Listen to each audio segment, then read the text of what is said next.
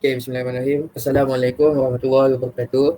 Kami daripada kumpulan 4 ingin membentangkan tentang tajuk cara menguruskan jenazah. Okay, nama saya Muhammad Aziz bin Makam Zain dan saya akan mulakan dengan uh, bahan untuk mandikan jenazah, peralatan dan bahan untuk mandikan jenazah. Okay.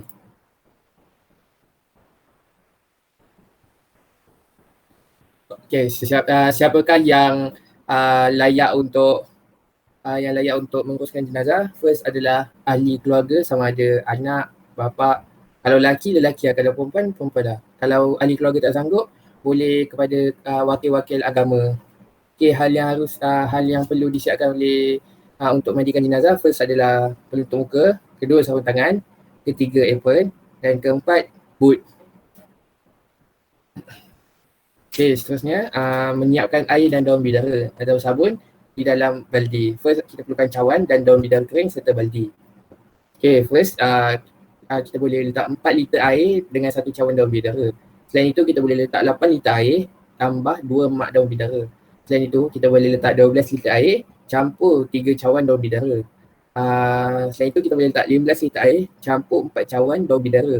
Air sekali kita boleh letak 20 liter air campur 5 cawan daun bidara. Okay, seterusnya menyiapkan kapur baru dan air. First kita perlukan kapur baru batangan. Okay, kita boleh sediakan dengan 4 liter air campur 2 batang kapur barus. Selain itu kita boleh letak 8 liter air campur 4 batang kapur barus. Seterusnya kita boleh letak 12 liter air campur 6 batang kapur barus. Selain itu kita boleh letak 16 liter air campur 8 batang kapur barus dan air sekali boleh letak 20 liter air campur 10 batang kapur barus. Okay, seterusnya kita berikan kepada ahli yang seterusnya. Dipersilakan. Okey, Assalamualaikum. Saya Muhammad Ashraf bin Razali akan membentangkan tentang cara-cara memandikan jenazah. Okey, petugas yang memandikan jenazah perlu memakai mask sebagai penutup hidung dan mulut, sarung tangan untuk menyuci jenazah dan sepatu serta apron. Persiapan sebelum memandikan jenazah iaitu perlu ditutup dengan menggunakan kain pelikat dan jenazah perlu dibawa tempat yang tertutup dan diletakkan di atas tempat yang di atas meja yang berlubang atau tempat memandikan mayat agar mudah untuk menjatuhkan sisa kotoran. Okey, untuk melepaskan pakaian jenazah,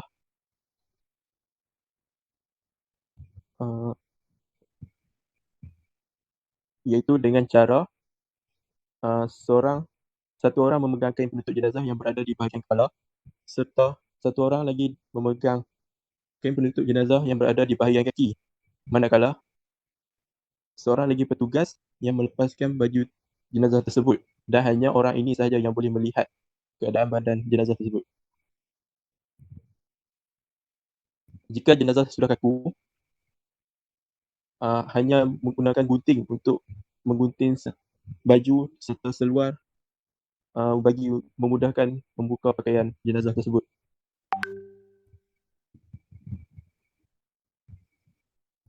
Okey, siapkan air untuk proses memandikan jenazah,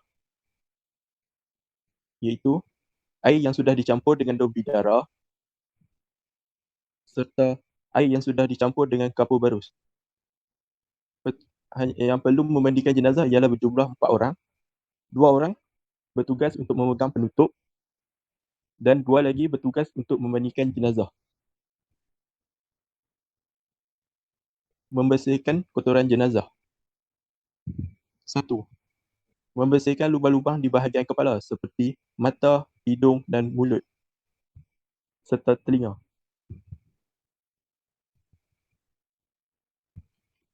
2. Membersihkan kotoran perut, iaitu dari dada hingga ke perut bahagian bawah, iaitu dengan menggosok dari atas ke bawah. 3. Membersihkan bahagian dubur dengan menggunakan kain dan menekan sedikit perut agar sisa buangan keluar dengan habis. Kemudian, mewudukkan jenazah, iaitu pertama, membasuh bahagian wajah muka jenazah. kedua, mengusap tangan kanan jenazah dan kemudiannya yang kiri pula. Okey, yang ketiga, mengusap kepala jenazah dari atas hingga ke bawah. Keempat, membasuh kedua-dua kaki jenazah iaitu kanan dan kiri.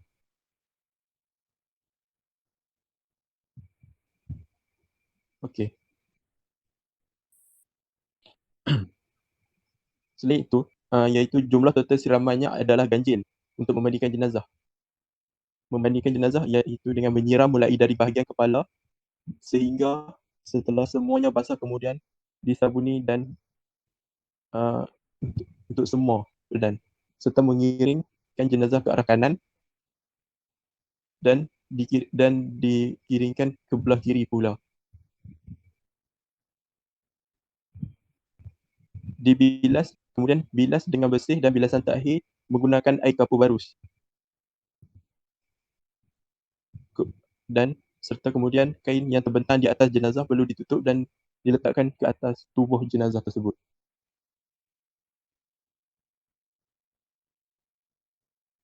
Okey, selesai.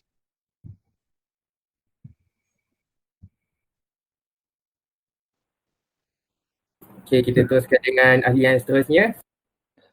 Assalamualaikum, nama saya Muhammad Iman bin Muhammad Mizi. Saya akan membentangkan alatan dan bahan yang digunakan untuk kafan jenazah. Antara bahan-bahannya, pertama, kain putih 20 meter bagi dewasa, 5 utas tali, gunting, kapas, serbuk cendana dan air mawar dan minyak wangi. Okey, saya akan berikan kepada Abdul Haziq.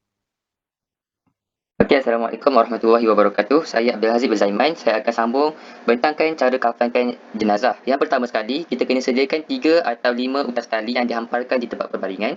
Tali tu kita kena ambil daripada kain kafan tadi. Yang kita kena ada 5 lah untuk ikat jenazah nanti. Lepas tu ketinggian jenazah perlu diukur untuk kita sediakan kain kafan.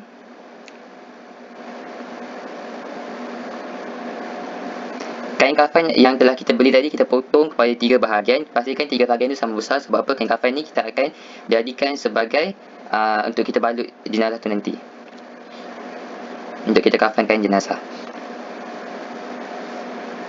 Setelah 3 kain dihamparkan dalam keadaan bertindih, sertakan 3 atau 5 utas tali di bahagian bawahnya.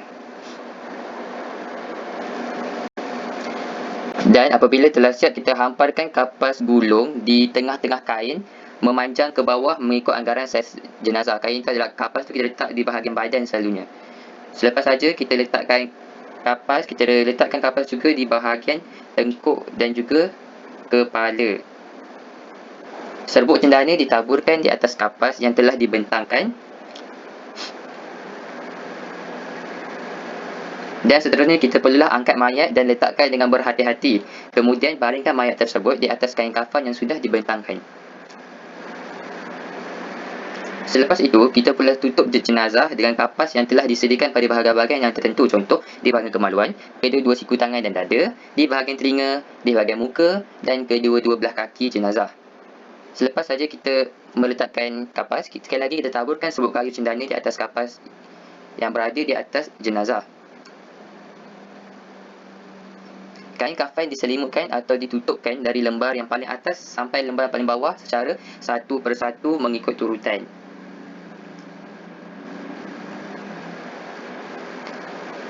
Selepas saja kita akan ikat dengan tali kain yang telah disediakan sebanyak 3 atau 5 ikatan, bermula daripada bahagian hujung kaki, lutut dan pinggang. Ikatan ini perlu diikat secara boleh buka kerana tali ini akan dibuka ketika di dalam liang lahat nanti. Biarkan bahagian muka terbuka untuk tatapan sanak saudara. Dan nombor 13, tali di bahagian leher dan atas kepala diikat apabila jenazah sedia untuk diusung atau disembahyangkan.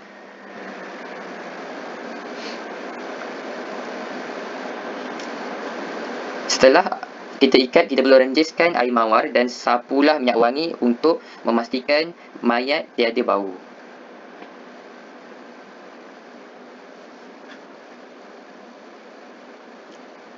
tamatlah panduan mengkafankan jenazah. Assalamualaikum, nama saya Muhammad Dayat bin Muhammad Fauzi. Seterusnya saya akan terang tentang kaedah solat jenazah. Solat jenazah ialah fardu kifayah.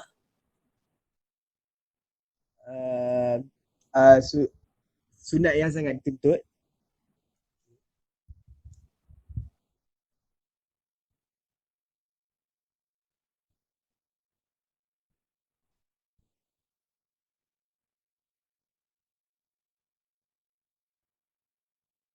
Okey, solat jenazah first semestinya kena menghadap kiblat.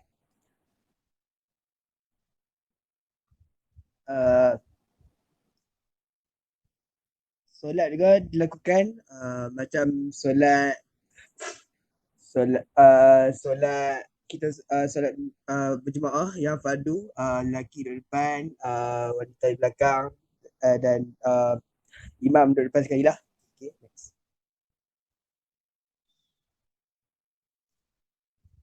Dan yang satu lagi yang special, solat jenazah ni saf dia kena rapat, kita masa setiap jemaah kena rapat kan dengan yang lain. Solat jenazah dapat takbir.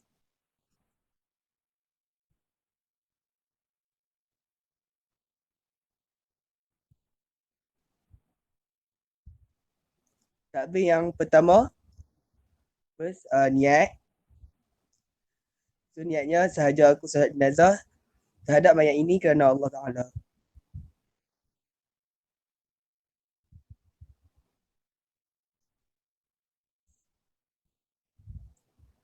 Seterusnya baca Al-Fatihah.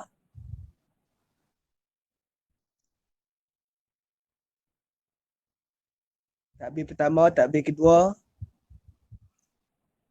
Takbir kedua ni kita kena selawat kata Nabi. Selawat yang biasa. Allahumma salli ala sayyidina Muhammad.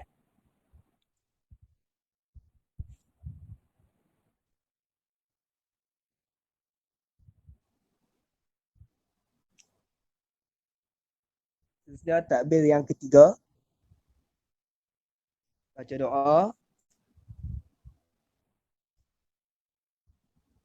Untuk jenazah lelaki, doanya ialah Allahumma ghafir lahu warhamhu. Untuk jenazah wanita, doanya ialah Allahumma ghafir laha warhamha. Seterusnya takbir yang keempat. Beri salam.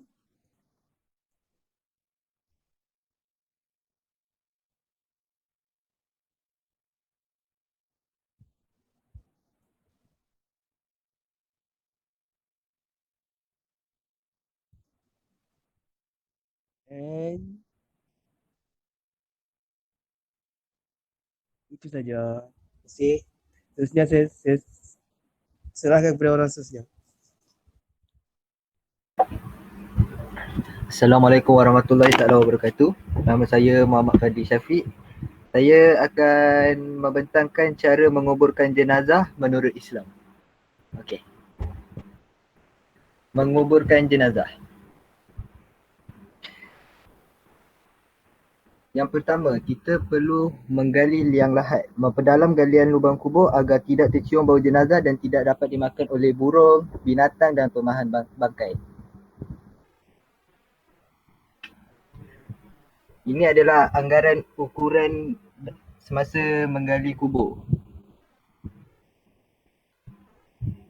Okey. Kubur terbagi pada dua, iaitu lahat dan syak. Ini keadaan di dalam kubur, permukaan tanah. Seperti keterangan berikut, bahagian B dan C menunjukkan arah kiblat. Anggaran keterangan seperti ini. A, tinggi galian 130 cm, B, tinggi liang lahat dari dasar galian 55 cm, lebar liang lahat dalam dan luar 25 cm, D, lebar liang lahat 75 cm. Okey. membawa jenazah dan memasukkan ke dalam liang lahat. Cara memasukkan jenazah ke kubur yang terbaik adalah dengan mendahulukan memasukkan kepala jenazah dari arah kaki kubur. Okay. Membawa jenazah dan memasukkan ke dalam liang lahat. Jenazah diberi bantal kepalan tanah dan dimiringkan ke arah kiblat. Waktu memasukkan jenazah ke liang kubur, dianjurkan membaca doa seperti Bismillahi wa ala millati Rasulillah. Okey, buka tali pengikat jenazah. Jenazah diletakkan miring ke kanan.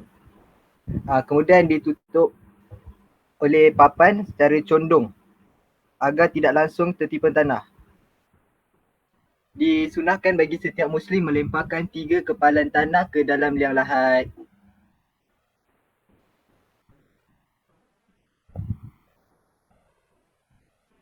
Okey, meninggikan kuburan minimum 20 cm atau sejengkal dan diberi tanda menggunakan papan atau batu. Selesai kita punya tata cara menguburkan jenazah. Okey, terima kasih. Okey, sekian daripada kami kumpulan 4 untuk cara menguruskan jenazah daripada mula hingga ke liang lahat. Sekian, terima kasih.